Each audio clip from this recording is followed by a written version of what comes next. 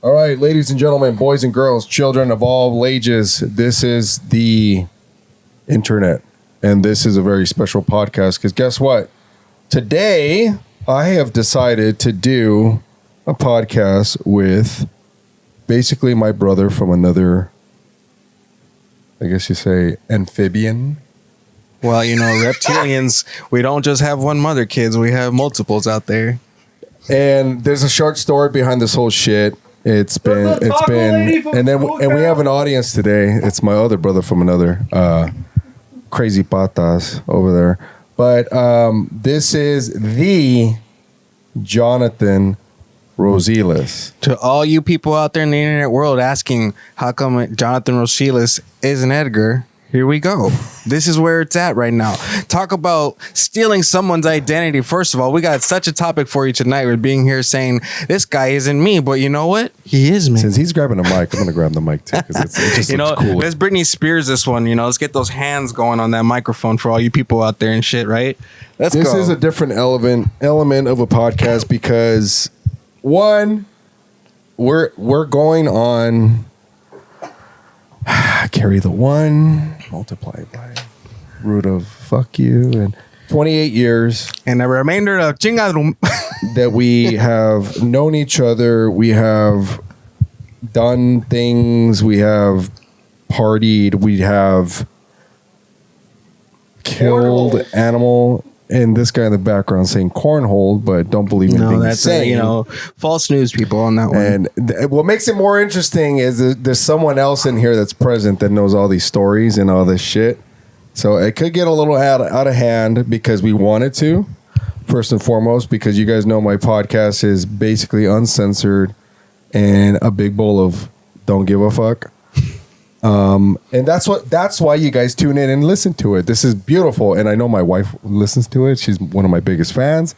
Hey, so Jen. she is really looking forward to this shit. So how do you let them buy this Mango Cart IPA? This thing is trash. It's not a mango. Okay. First and foremost, Mango Cart by Golden Road.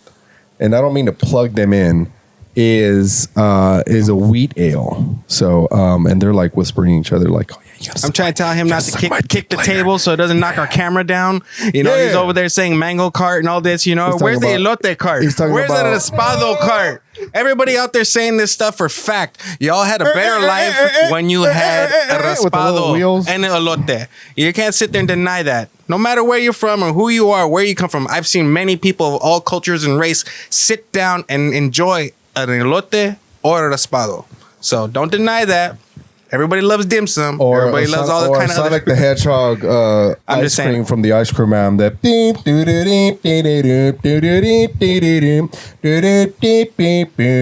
anyway.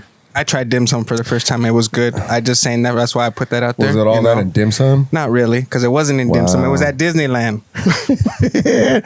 Okay, so first and foremost, let me just clear one thing up. Everyone keeps hounding me. Hey, why do you go by Jonathan Rosiles on Facebook? Well, let me just tell you a short story. Number one, Facebook does not like Ed. Does not like Ed. Does not like Edgar. Does not like Edgar Hernandez. Does not like Ed Namrock. Well, and now he's covering his face. This is the shadow government talking behind the magic. Here we go. The reason for it is apparently for copyright infringement, which I do understand because I'm not going to say I was purposely doing it, but Instagram let you do that shit. You connected your stuff to Facebook, and it was a double post. That's where I got fucked. Hence my current state right now. Everyone thinks that I keep getting banned for talking so much shit on the internet. That's not true. I do talk a lot of shit on the internet, but that's not why I got banned. And we had a ban profile. To this day, we are literally in a band, but we're not in a band. We're in a band, but we're not in a We band. write and compose music with ourselves inside the we're professional beatboxers. Parameters of what we make, you know, and people say that, you know, it's not a living or it's not a workable career where you can sit here and make music or record people doing things like this out of this day. You know what? If it wasn't for things like this, you wouldn't be hearing nothing unless you had a hearing aid. One of our biggest mentors, shout out to Mr. Carter William Humphrey and Mr. Dan Hick. There you go. He once said, both of them in different metaphors said, it doesn't matter if it's a fucking idiot banging on two rocks as long as that check clears. There you go. That's it. And it better be the best banging of rocks that you've ever recorded. So anyway, yeah, that's why I go by the name. We used to be called Persistent Prevail, but Ruben decided to leave us. Yeah, talking to you, Ruben. What's up, man? We love you. Love you too, man. You know. Why'd you leave the fucking band? I'm kidding. Anyway, where do I start? So 1991, I met this guy, and it was inadvertent. I mean, I can go in detail as to how we fucking met, how I met this jackass in the background. You can't see him, but it made for a long dude. You're can we get that prop out of the background, please? Thanks. You know, offering your Budweiser owned free advertisement for Pacific Coast right there. Mango Cart. Try a Mango Cart. It's delicious. If you haven't tried it, put some chamoy on top of it. You will be amazed, folks. If you ever had one, and it's only 96 calories per can, so you can count them. You know, me, myself, my spokesperson, 805, you know. Don't you wish. Don't you wish. I'm living life like that Seven Dust album right now, you know. He's like... You listening to this guy? Yeah. You do it. Do it. He said rah. So, we've been playing... we're going to segue into something that's very kind of... Not personal, very kind of... Or not touchy. Very kind of, but it is personal. It is kind of touchy, but I don't give a fuck, and we need to kind of talk about it and get it off our chest because we need to. And it involves being in a band. And a lot of young bands that we know have encountered some drama. And we kind of laugh at it because they're like, I remember my first beer. It's one of this thing. You know, it's like I didn't pop my first string or a drumstick. You know, we're sitting here trying to figure out who's going to do the first take in the studio. It's like, but you know what? Drama is drama, folks, and everyone's got it out there. So if you have a girlfriend, get rid of her. He said, and I'm going to name drop him. This is the fuck is JSFM Stunt Farm, whatever his name is on Instagram, but. Feel free to request him because he's private, and he's a gay porn star on the side. He makes more money doing that than his regular job, which is working at a Circle K gas station. So that's funny, huh? Anyway, don't go to the Circle K gas station. Conroy Twitty, we still love you. Give you a discount. You know why? Because gas is almost $5 Anyway, you start a band, and What is it? You start a band. What does it entail? So I'll just give you a brief background of what we did. Is I played in several fucking bands, and this guy was my spectator, and so was this guy in the back. And in a nutshell, this is me in a nutshell. With that,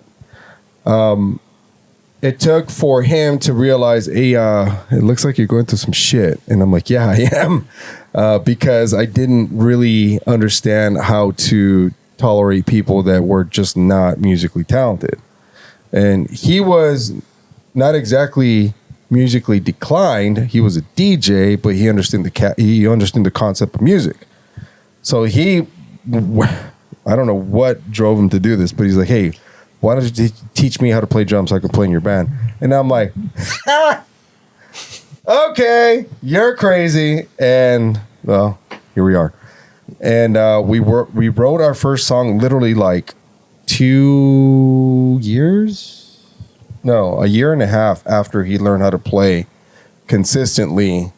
And I'm not going to say flawlessly because every band has their flaw.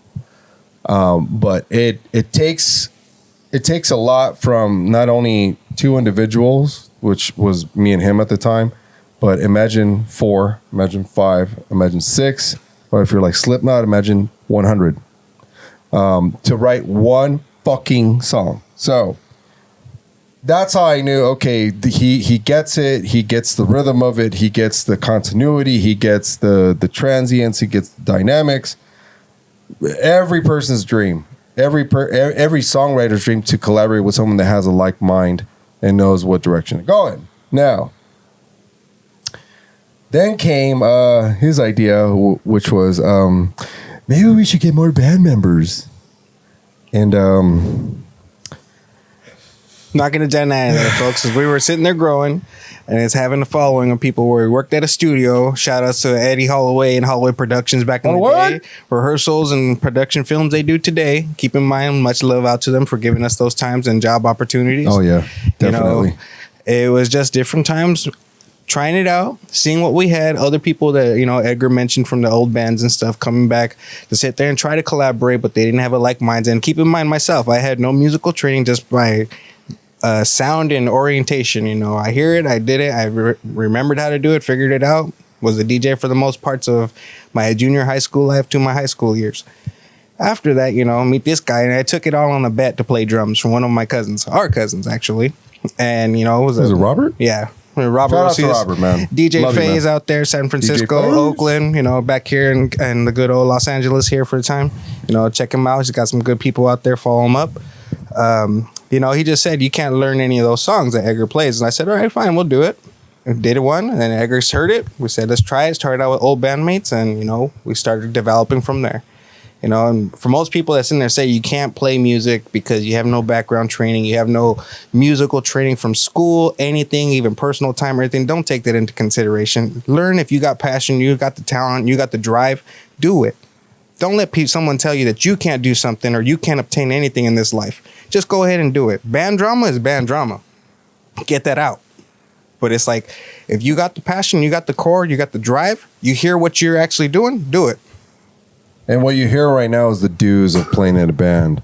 And, I played in not only his band, but I helped out Justin's band, which was cool, man. I mean, shout out to Pablo, man. I know he's a big fan of the podcast, too. Pablo! And it just, okay, here's the thing. It's kind of like a relationship in general. You can't leave now. You're already part of this. I know, man. What the fuck? What are you trying to back out? This guy's trying to leave. He's trying to sneak out like, I don't want to be part of this, He's like, okay, I want to be on, you lost. We're about to lose our shout out to Jungle Boys down there in LA, And shout out get to your weed. They have weed Stunt maps. Farm, right? Is it Stunt Farm? Yeah, Stunt Farm, Los Angeles, right? Work for Stunt Farm. Ride for the originals. Yeah, I met a couple of those guys. Those are great guys. I wish we were still playing in a fucking band so all these guys could watch us play, because we'd be like the mascot. This is the face. Nobody look at my face. But in general, what does the 5 fingers say to the face? Charlie Murphy. Slap. No, say 5 finger discount. That's what he said. Give him my money. It said 73 cents Tommy Burgers for life. Yesterday was crazy. I don't know if anyone saw that yesterday. Man. Damn. 73 cents burgers from Tommy's for 73 years open. It's like, if you weren't in that line, you weren't nowhere, right? And if you went to Beverly and Rampart, the original, is it the original Tommy's? Down there and on Ralph Rampart? Yeah, that's LA. the original Tommy's. Shout out to everyone down there. Yeah, man. I mean, we're LA guys in general, from fucking City Terrace to East LA to fucking Hollywood, whatever, you name it. South Central, you name it.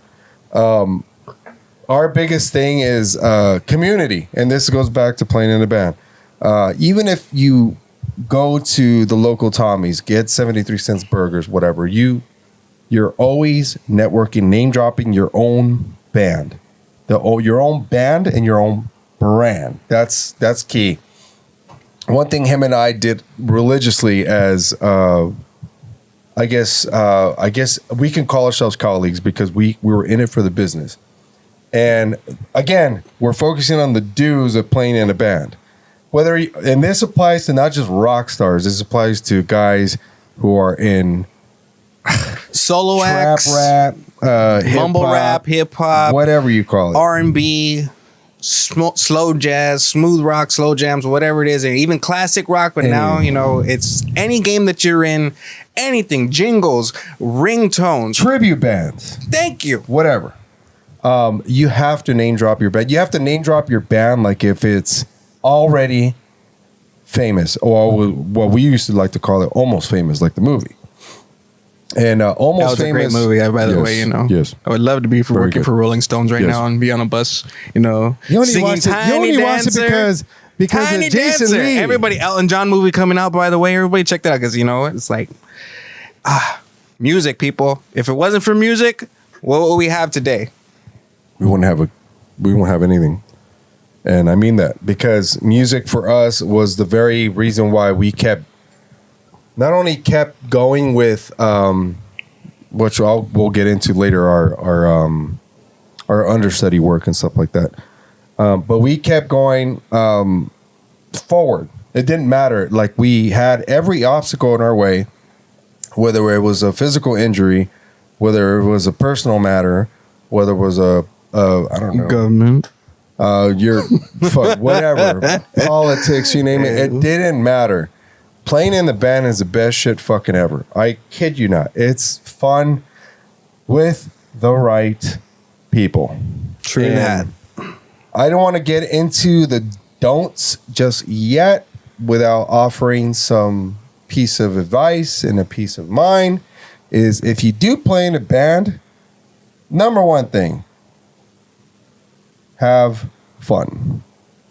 And I'm sure John will also recommend something to you, which would be what? I mean, honestly, Fulmores, if you're doing a project with friends, like how we did it from Brothers from Another Mother, trying to incorporate more friends. You know, friends are friends. Keep your friendships cool. Business is business. But, you know, at the same time, don't be a total, you know, to your friends that are in his project with you and you ask them for a favor. You can cuss. No, you know, I'm just giving them out there, you know, because they already know. It's just like, yeah, you know, people are in it to play music or you're not. Yep. You're playing rock star or you're playing composer. Yep. You're playing beat maker or you're playing a hip hop star. Yep. It's like, pick one. Not saying that anyone's biased on anything. Whatever's your preference, you go about and do it. But be passionate about it. Be driven about it. Don't do it just because you want to be successful and fame. You want to have your clout chasers. You want to have all your followers coming up just because, you know, hey, that all works for you. It does. But give them something more than just the gimmick, the show. Give your listeners more something than just a rhetorical listening track that you came up with or your ghostwriters came up with if you got those people working for you in the back shadows, you know.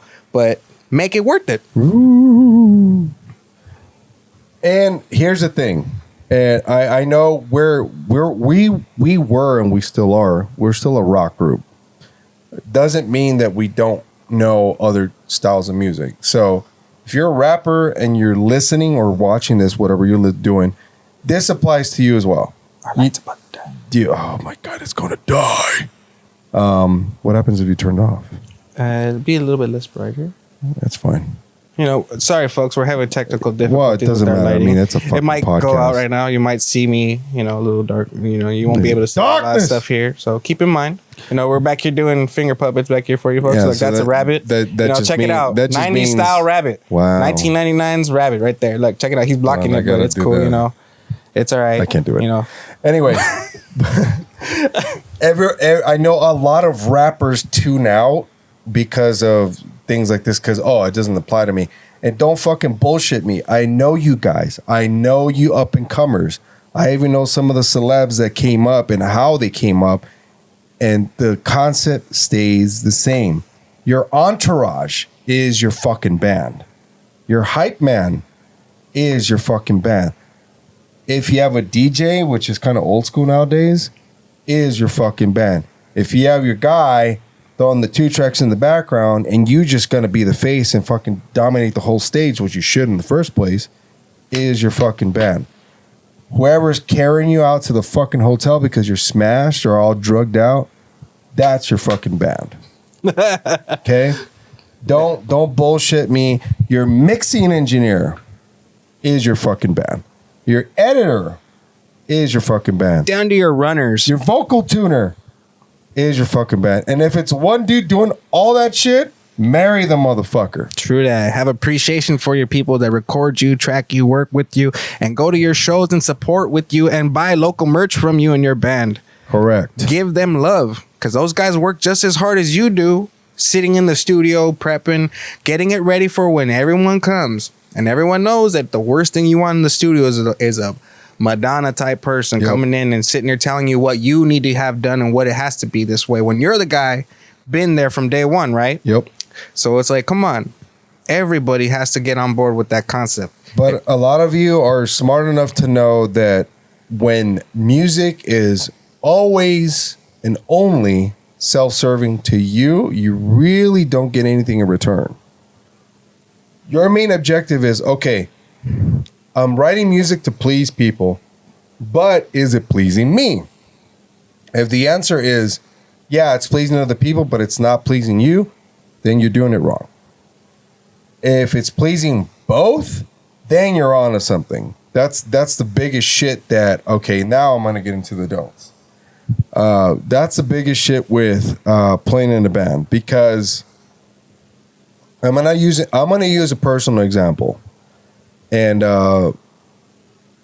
Matt Thompson, if you're watching this, then I'm gonna put you on blast because I can, and what are you gonna do about it? So we had a band member by the name of Matt Thompson, and we had another band member by the name of Eric Magana. And I'm throwing these two names because they've been estranged for us for a long time.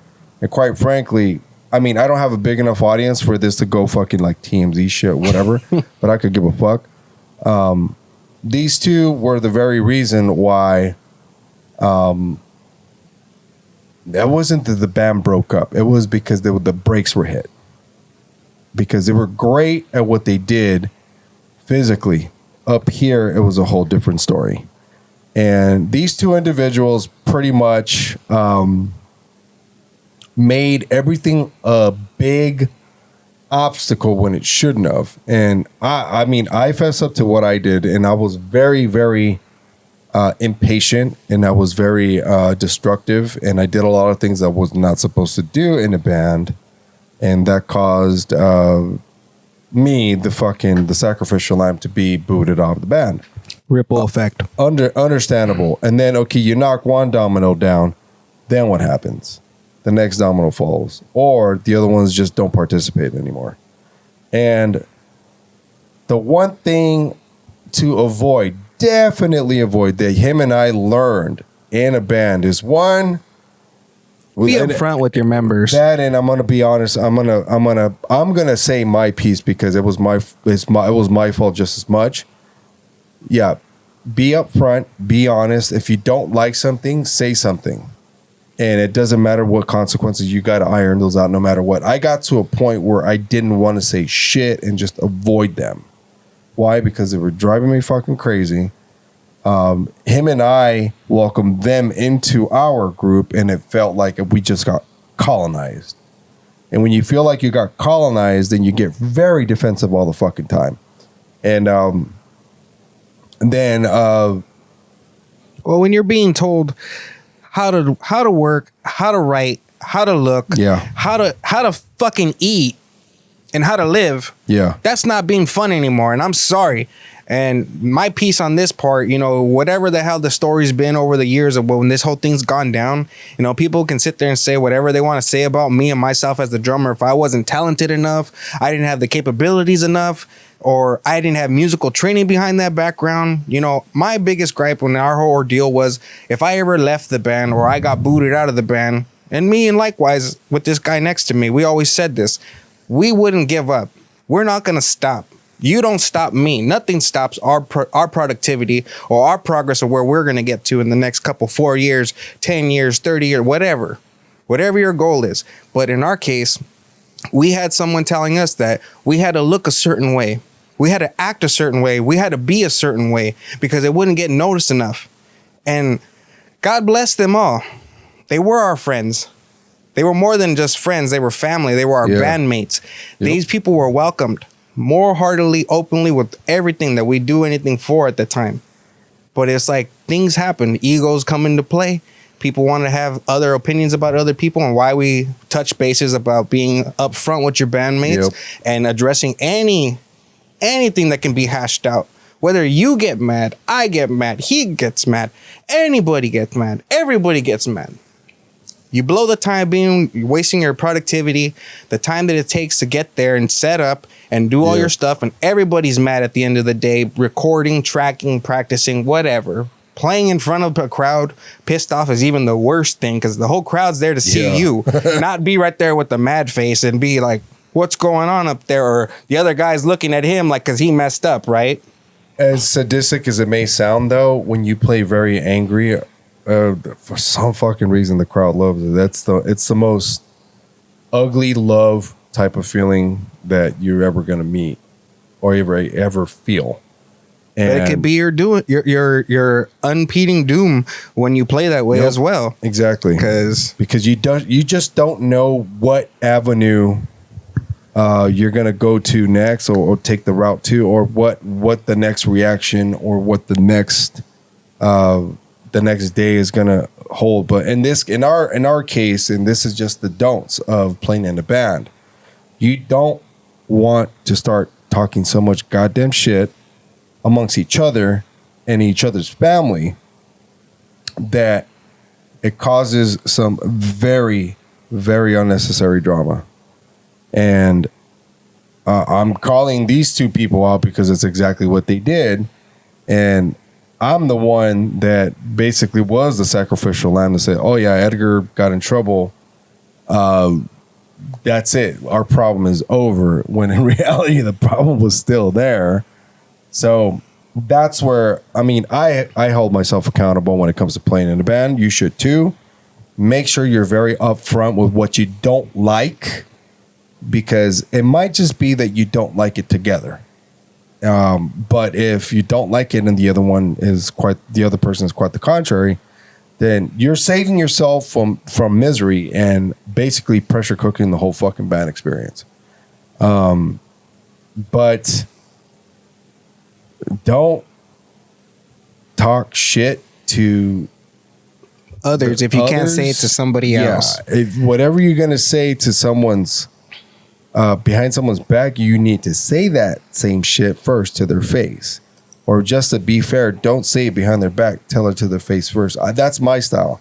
I've always been really controversial when it comes to that shit, but there's the whole but on that part, because other people that can't take criticism or just bluntly being like, hey bro, I don't like that, or that wasn't cool. And we're not family here to be like, hey dude, you can tell me what you want like that, but it's like, hey, we're trying to be family, be a family, and work to become more than just a band, than friends, to be a family. So that way out there, people see the unity. They see that you guys are working, that it makes more than just it goes beyond just the listening part, the music that you write. Yep. Because it gives the listeners, producers, scouting talents out there, anybody coming to see, and that's what you hear. That's what you feel. When you go to a show, ask yourself that the next time. Any type of show it is, no matter what it is. Could be an opera, could be a ballet, whatever the hell your preference is. Tell yourself, why are you there? Why are you there to listen? Because the most part, if it's visual, it's non-visual, you're there for listening, right? If you couldn't see a movie because you lost your sight, what are you doing? Here you go, folks. Mm-hmm. Unless you like watching movies on mute, which is kind of weird, but hey, shout out to those people that got Braille. Gotta show them love. Like everybody out there, you don't discriminate, because you know what? I can't do it, but I give them props for reading everything. They can hear, they can feel a song. Yeah. Exactly what we're talking about. Feel it. Was it Beethoven or Mozart that was deaf? Deaf and still wrote classics and symphonies. Relied on the vibration of the low end frequencies and low mid to basically compose the entire piece. It's like that puts us to shame. It's like, okay, what's our excuse? What the fuck? But anyway, now fast forward to what him and I did and are now doing. Okay, so the band drama happened. We called out who we had to call out, and if they have any problem with us, they can easily first and foremost on the ending part on my end of that. You know what? You talk amongst each other as a band, friends, family. And you're thinking that you can trust people because it's supposed to be that way, and not to be like twisted words or anything, or someone said something or so and so. It's just like, hey, because if someone can't talk to you directly, then that is a problem. I got to mediate through another person to say he had an issue with that, or they had to go through me to tell him something. And if it was too direct, you're too violent. But it's like, hey, you're coming out in the purpose of like, we're discussing business, band issues. You're coming at us in a personal level. It's different when it's personal. But nonetheless, look, now him and I are doing things that are kind of behind the scenes, but we still write music. Now, what's the moral of this whole? What's not the moral, but what are we trying to say here? Is get to know not only the rock star part, the rock star aspect of what you're doing. Learn how it happens, how it comes to fruition. Know everyone's job, because you just never know. Shit might not work out for you guys. Yeah, and that's the cold hard fucking truth. Yeah, I agree with that, man. And I tell a lot of people out there today, personal friends and hired people and colleagues I've worked with, when they bring us in on other projects, and you tell them, hey, man, if happy band is a good, successful band. And I mean that, and that's part of saying not to be all like buddy and sitting there in the back corners being like, hey man, let's go in the corners, no one sees us. But it's like, you got to be cool. Everybody has to be on the same mutual plane. If you're not, there's an issue. If someone has to talk about something, address it with the band and a business plane. Yeah. But don't be rude. You can be upset, you can be be tolerable. Everybody's got an ego, attitude, but you're all there for the main reason of making music and having fun. If you started as friends, keep that in mind at the end game. Yep. If you get to be famous, or you get somewhere and you're touring and you got to go play a bunch of headliners or whatever, openers, whatever, be humble.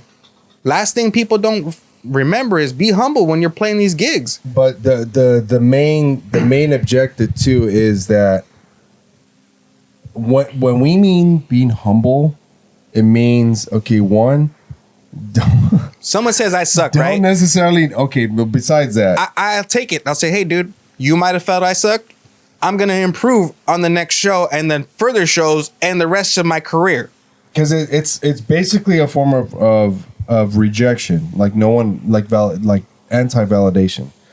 But number one thing, do not name drop anyone unless you genuinely know these people. Because if you don't say shit. Because it comes off as fake. It comes off as phony. People smell this shit. They can tell when you're trying to bullshit them. They can tell when you're trying to fucking just get something from them. And it's quite painful to watch people do that. And like, it almost happened to us in our working days as a band. It happened with the dude that was in our band. So he got bamboozled by somebody's flash one time when they were going to tell us, we'll promote you, free promotions and get you gigs, but we take 12% of all your mastered tracks in-house. We lose out there, folks. Remember, songwriter titles. Keep your stuff copywritten to yourself. As a functioning working band, make sure all your stuff is there from the get-go, because that's what they look for. People out there want to see legitimate organizations working and functional. And back then, 12% was a lot, but now it's like 5, 10. And what I mean is, it's called points, and that's another separate podcast to explain that shit. But John's right. You make sure you cover your tracks honestly, and I don't mean it. Don't be like, you wrote this song, I wrote this song. It's a collaboration. Yeah. It's a group effort. We're not trying to do a Slipknot here and be like, hey, man, you've been a hired gun for more than a decade. That is so fucked up, and man. Much love out to the crew of Slipknot and Chris, too. It's like, we love you guys. We've been to millions of your guys' shows. This guy even was at the Houdini Mansion for the release of one of the albums. I was invited to the Houdini Mansion for the playback of Volume 3, and I got to meet everybody, and it was, except for Sean. Sean wasn't there. Still so jealous, and it was awesome. And I felt like, God, that's what a band's supposed to be like. But then, dude, look what, fast forward, there's one band member that's suing the band that's no longer in the band. And then Paul Gray passed away. Rest in peace. And Joey Jordison leaving the group and everything. Not saying that the replacements didn't fill in the parts and do justice, but hey, different chapters, right? Just like in our old band, it got discontinued, got picked back up, and we don't know. I personally don't know what really came of it. I mean, he kept in touch with people that still were collaborating there, but me personally, because of how ties ended, it wasn't good. Not only that, but look, I know you rappers are going to listen to this shit too. Shout out to my boy Dennis. He's a good SoundCloud artist. works on multiple platforms, and that's why I tell all you people out there, he's saying, you haven't met him yet. You haven't met him new yet. client working with solo artist. He's got multiple platforms that he works on. Very strong hustler that sit there and defines the fact of don't let anyone tell you that you can't do anything with what you got. Correct. And shout out to Fly Guy Rufio, which is one of my old understudies at School of Audio Engineering. Check him out on every major platform right now. But the bottom line is, I know you rappers are listening to this shit. I've seen the drama that you guys not only just create out of fucking thin air, which is bizarre, but also you guys sound like a lone wolf. Hey man, first of all, you're supposed to be the case. Rehearsal parties, it don't got to be 100 people for to come in the rehearsal party. No. It's just, get the rehearsal done. I used to work at a studio. I used to stay there until 4 a.m. because, hey man, rehearsal party. It's like, it's not a rehearsal party. You're in here tracking, bro. Yeah. You're in here doing your job. But half these dozen people in here are doing God knows what. But it's all in the name of the art. And here's a trick. And, we're past the fucking 40-minute mark, but extended hours. Love line 1067. One of the biggest advice, one of the biggest recommendations that him and I can give you is if you are going to be in a tracking session, for example, just a tracking session, not a rehearsal session. Make sure you're in there with you invite the most comfortable people that you can be with personally. Not your engineer. Don't not the studio manager, not the engineer, not his A1 or his A2 or his runner.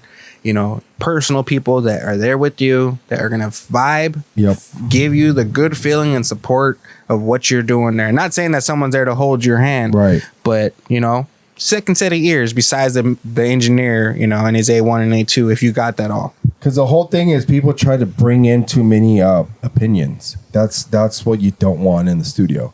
And you sure as hell don't want that in rehearsals. You don't. You want very minimal people. In a nutshell, what I'm trying to say is don't bring in people that have too much say. Because that's what social media is for, kids. Then you start eating it. It was like the comment section on the fucking. That's what I mean. Like YouTube video. You post a video on YouTube, and then after that, you wait for the comments. That's all it is. Just with music, kids. Bring the people in that are gonna sit there and send it out with you. Seed that, plant that. Like what was that movie? It was a 40-year-old virgin. Yep. You plant that seed, and then you watch it grow. Man, why you always tell me to fucking go? See. There you go. But you don't want that person that's saying, "Oh yeah, I heard you go flat a bunch of times. I sounded like shit." You really don't want people to say that at your rehearsal. You don't want to say that at a tracking session, especially when they don't have a monitoring system for everybody. Yeah, you don't want to say like, and if you're that person going to these sessions, you don't want to say anything like that. And if you do, say, "Hey, don't worry, it sounded great. I think you could you could top whatever you did. It was fucking great." That's the thing, is you always got to shoot up. And everyone's like, "Oh, shoot up heroin? What the fuck?" No, dick. Always think up. Always think winning. Always think Tiger Blood. Exactly. But that's pretty much what him and I wanted to share with you guys today. And a lot of people are like, well, what is the state of the industry now regarding music? And the only thing I can say is it's only going to evolve, and it's only going to get more compact, more than it is now. I don't know. You might have like a fucking playlist, fucking transplant in your brain. Next thing you know. No hate out to the beat makers or anything out there with the keypads, anything, yellow coordinating, everything. Everyone's got it. You map it out. You do your thing, but know what you're doing. Yeah, know what you're doing, and always consider making sure that, okay, one, it sounds good. Two, you write damn good songs. Doesn't matter what style, especially when it comes to hip hop, because hip hop is getting more and more monotone because everything's trap, which is fucking ridiculous. Even like metal. Explore. Yeah, metal too, especially that genre.